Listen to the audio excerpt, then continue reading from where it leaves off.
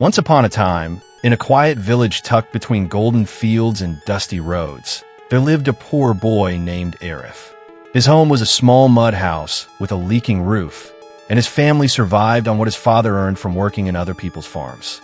Most nights, Arif went to sleep hungry, listening to the wind whistle through the cracks in the walls. Yet inside his heart lived something far richer than his surroundings, a powerful dream. Every evening, Arif would sit beneath an old banyan tree at the edge of the village.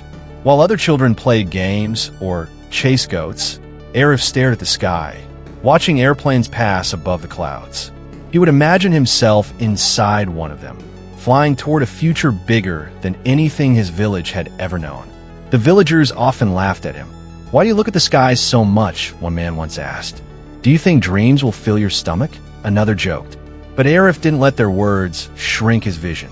Deep inside, he believed something his parents had taught him. You may be born poor, but you don't have to think poor. One day, a traveling teacher came to the village. He carried a small box of books and stories from faraway cities. Arif followed him everywhere, listening carefully to every word. When the teacher spoke about scientists, inventors, and successful people, Arif's eyes glowed. "Sir," Arif asked, "how did those people become so great?" The teacher smiled. They believed in big dreams when others believed in small lives. That night, Arif couldn't sleep. He realized something important. Dreams were not limited by money, only by thinking. From that day on, Arif decided he would think big, no matter how small his world looked. He started waking up before sunrise to help his father in the fields. After work, he borrowed books from the teacher and taught himself how to read and write better. There was no school nearby, but Arif turned his tiny room into a classroom. He wrote lessons on broken pieces of wood and practiced by candlelight. While others rested, Arif studied.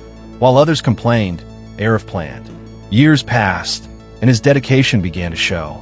His mind grew sharper, his confidence stronger.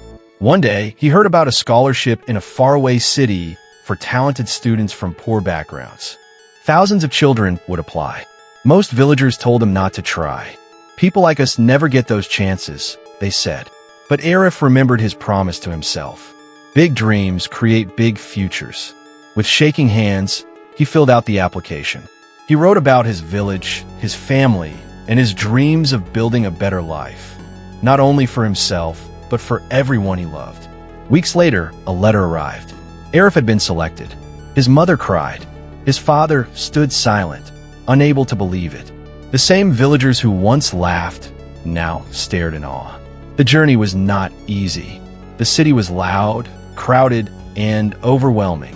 Arif struggled at first. His clothes were simple, his accent different, his confidence tested. But he refused to give up. Every night, he reminded himself why he started. "I come from nothing," he whispered, "but I'm going to become something." He studied harder than anyone. He worked part-time jobs to buy books.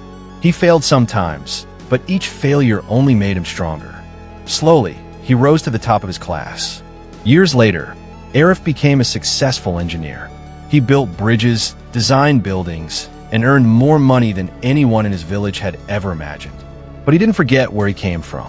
He returned to his village one day, not as a poor boy, but as a man who had turned dreams into reality.